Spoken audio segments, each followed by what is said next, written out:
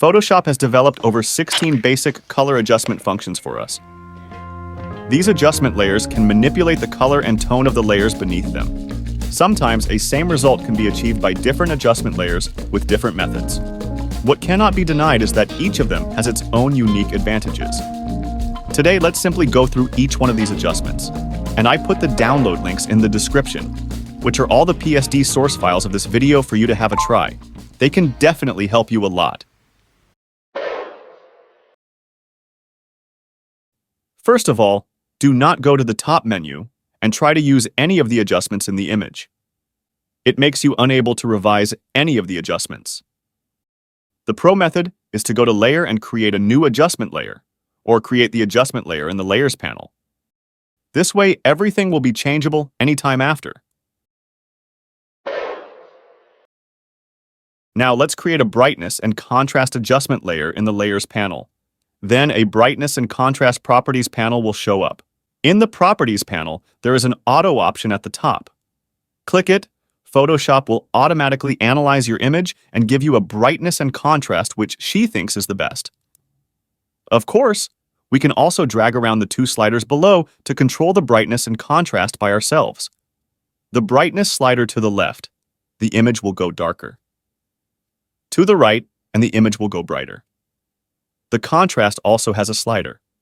To the left is to reduce the contrast, and to the right is to increase the contrast. Let's take this image for example. If I want to make this diver feel like she's going really deep into the ocean, then I can try to reduce the brightness of the image. The ocean will go darker and feel deeper. Then increase the contrast a little bit to keep the blue look clear and transparent. Finally, try to make a layer mask to compare the before and after. Personally, I prefer the image after adjusting brightness and contrast. Now let's create a Levels adjustment layer in the Layers panel. There will be a Levels Properties panel pop up. At the top of this panel, there are server presets. You can try each of them to have a taste first. Under that, there is a graphic that takes up most of the area of the panel. This graphic shows the levels of your image. Left side of the graphic shows how much blacks there is in your image. Move around the slider under that, you can adjust the dark area of your image. On the right side, everything is for whites. Moving the slider around will adjust the bright area of your image. In the middle, it's for the gray tone. Sliding around can adjust the middle tone as well. To the very left, there are 3 eyedropper icons. Each of them is for the white, gray, and black. Using each of them can help you pick and reset the white, black, and gray for your image. At the bottom of the panel is for the output levels. Similarly, the slider on the left controls blacks, and the slider on the right controls whites. Back to the level graphic, there is an RGB option. Open it, and you can see that you can choose between red, green, or blue. You'll have to use each of them if you want more precise control over the different channels of your image. For example, I want this image to have a little bit more retro tones. I can select the red channel, and then adjust the gray slider and white slider in the level graphic. Make a layer mask, and compare the result. The retro look that level adjustment gives the image is much better. First, create a Curves adjustment layer and open the Curves Properties panel. At the top of the Curves Properties panel, Photoshop has thoughtfully prepared many presets for us.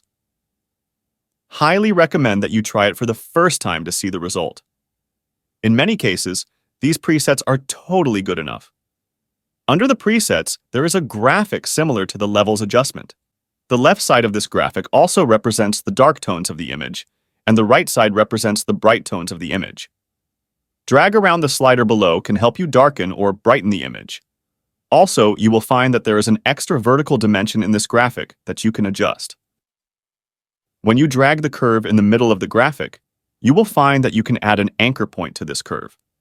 If you keep dragging, you will find that you can even adjust this curve, and the image will become brighter or darker as the curve is moving.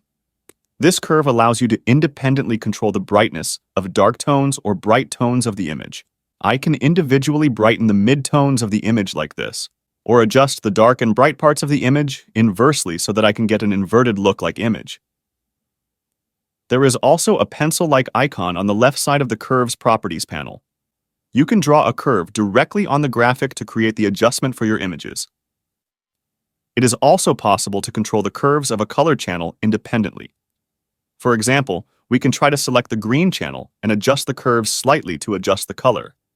Now this image looks like on Mars, and the sun is burning to the Mars surface.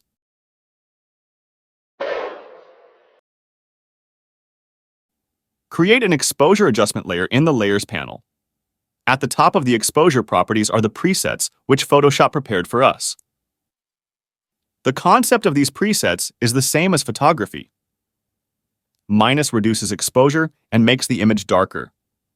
Plus increases exposure and makes the image brighter. Of course, you can always adjust the exposure accurately through the exposure slider below. Slider to the left, reduce exposure for darker.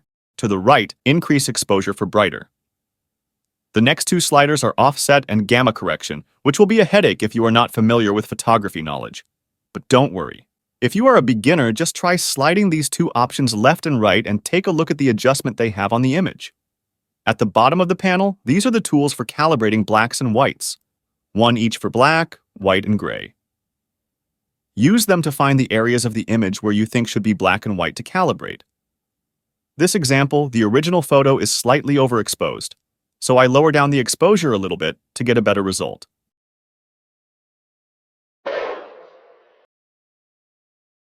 Let's create a new vibration adjustment layer in the Layers panel, and then the Vibrance Properties panel will appear. This adjustment layer is very simple, with only two sliders. First, try sliding the Vibrance sliders to the far left. You can see that the saturation of the image has been reduced, but it has not gone too far to the complete black and white. Slider to the right and the image becomes a little bit more saturated. Next, we tried sliding the saturation. To the far left and the image became completely black and white. To the far right, the saturation of the entire image will increase tremendously, causing the entire portrait to look very unnatural. Vibrance can adjust the saturation while keeping the image more natural. Saturation can ignore the rules of nature and greatly adjust the saturation of the image. So, for example, in this portrait photo, I can slide the vibration slider to the far right. Not only does it increase the saturation of the image, but it also keeps this portrait a very natural looking.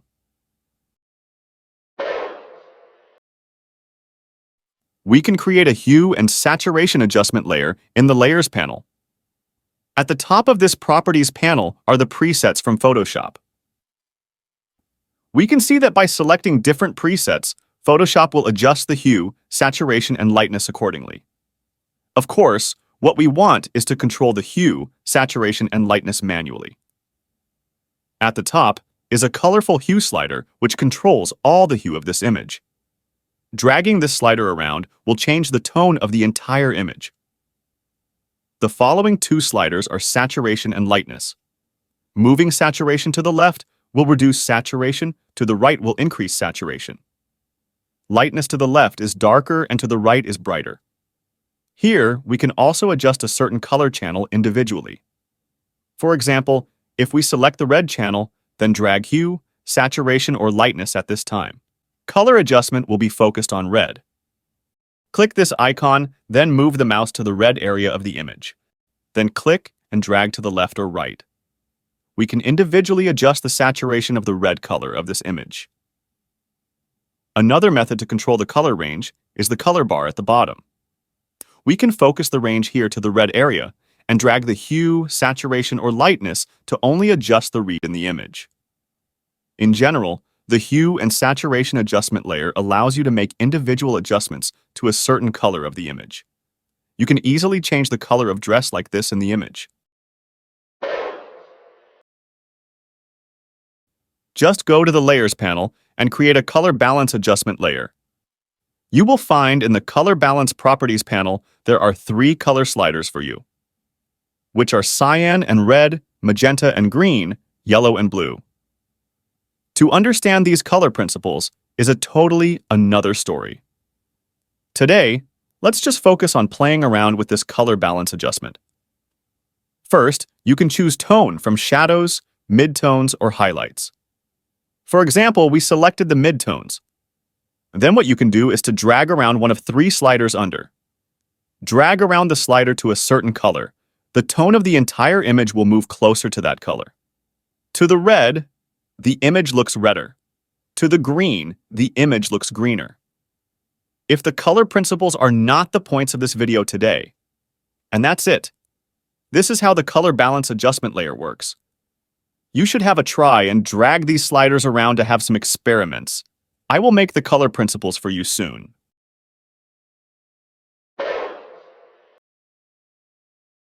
First, create a black and white adjustment layer and open the Properties panel. At the same time, the image will go black and white. Then, at the top of the black and white Properties panel, Photoshop has thoughtfully prepared many presets for us. If you select one of the presets, you will get a different black and white image. Also, you can find that the red, yellow, green, cyan, blue, and magenta slider changed as well. The question is now the image is black and white. Where do all these colors come from? In fact, all these colors in the images are still there. For example, if you drag the red slider to the left, the black and white adjustment layer will make the red areas in the image darker. To the right makes the red area in the image lighter. Also, the yellow, green, cyan, blue, and magenta slider can make such adjustments, because black and white images are just images with the saturation reduced to the lowest level. Another super easy method is you can click this icon and go to the image, click and drag to the left and right. The black and white adjustment will make this color you picked darker or lighter. To make a black and white photo still contains very rich information. We will need to fine-tune different color channels to get better results. Now let's create a photo filter adjustment layer in the Layers panel. There will be a Photo Filter Properties panel pop-up. At the top of this panel, there are a lot of photo filter presets by Photoshop. You can try some of them to have a taste first. These photo filter presets can get the result you want most of the time. And you can always drag around the density slider to get a better result. If not, you can try to select the exact color you want. The photo filter adjustment is definitely an easy method to retouch your photo.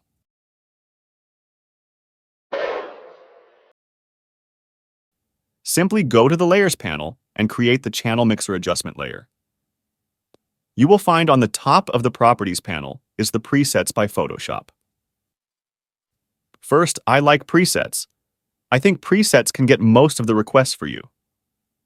But in Channel Mixer Adjustment presets, please, can someone tell me in the comment why all the presets for the Channel Mixer Adjustment are black and white?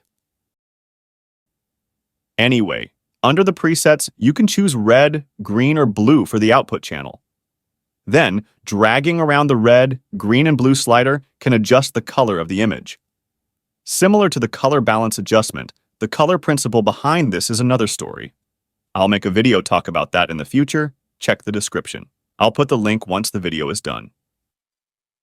In this example, I'll try to use the Channel Mixer adjustment to Photoshop this white puppy into a creamy yellow puppy. Not that I prefer the creamy puppy, just for fun. I think all puppies are cute. Now let's create a Color Lookup adjustment layer in the Layers panel. Then a Color Lookup Properties panel will show up.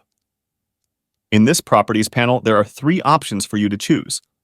For example, you can click the 3D Lookup Table file and then choose one of the lookup tables. What it does is to match the color of your image according to this lookup table and generate a new image.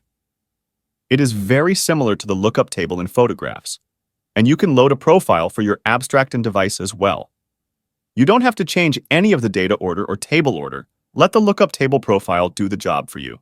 This way, you can simulate the look of your image being taken by a certain camera.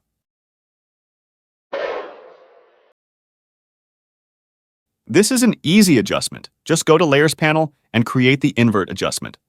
You can see your image go invert immediately. And there are no other options in the Invert Properties panel, whether it is on or it is off. We can create the Posterize adjustment layer from the Layers panel. You will find that the Posterize Properties panel is very simple. There is only one level slider, whether to the left or to the right. And you can find in this image, sliding around the levels doesn't make any obvious difference most of the time. Let me zoom in and show you more details. The level slider shows 255 on the far right, which means the color is rich. Let's keep sliding the levels to the left, and the value will become smaller, smaller, and smaller. But the image there still doesn't make any change. Only when the value reaches a very small level, the picture will have a very obvious effect.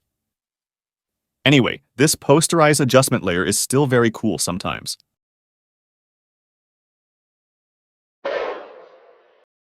This is also an easy adjustment. Just go to the Layers panel and create a threshold adjustment. You can see your image go black and white immediately. At the Threshold Properties panel, you have only one slider for the threshold level, and one graphic shows how much black to white information in your image. Slider the threshold level around.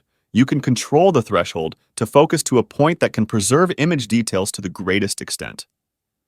For example, I put the threshold around 70 to give the forest in my image more details. Simply go to the Layers panel and create the Gradient Map Adjustment layer. By default, Gradient Map Adjustment will give you a black and white gradient adjustment. At this time, you will find that your image has been mapped into a black and white image. You can adjust the gradient by changing different methods, but this is not the most important point of this adjustment. What's more cool is that you can click on the gradient above and choose any other colored gradient to map your image. For example, here I chose a light pink gradient, and Gradient Map Adjustment will automatically map all the colors in your image to the color of this light pink gradient. Then you can also change the color of the gradient. For example, I replaced the color of one end of the gradient with yellow and the other end with purple. At this time, Gradient Map Adjustment maps the tone of this image from a gradient which is yellow to purple. First, create a Selective Adjustment layer and open the Selective Properties panel. You will be able to choose a color and then adjust that color with cyan, magenta, yellow, and black slider under this panel. For example, I choose the reds and slider the magenta to the left a little bit. This makes the red in the image go a little bit yellow and orange, and choose the cyans.